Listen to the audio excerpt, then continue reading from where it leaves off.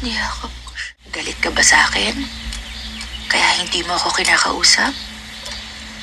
Dahil ba sa hindi ko na ibalik ang kapatid mo? Kasi galit ka sa akin. Kasi iniwan ko yung kapatid ko. Kaya wala na siya ngayon. Ba't di mo sinabi naka-perfect ka? Makaya ko sa bisikleta. Kung di ako umalis at nagbisikleta, baka buhay pa siya. Pero hindi ako sumunod. Pinawalala ako magbisikleta eh. Namatay si Domyo dahil umabas ako para magbisikleta. Ako ang may kasalanan lang siya. Dinadala ko siya sa may pantalan para sabay-sabay ka namin sa... Siya nagdahil sa akin. Sabi niya, hindi na lang ako dapat tumulong sa paggawa ng pader. Hindi na lang ako dapat pumunta. Yun ang sabi niya.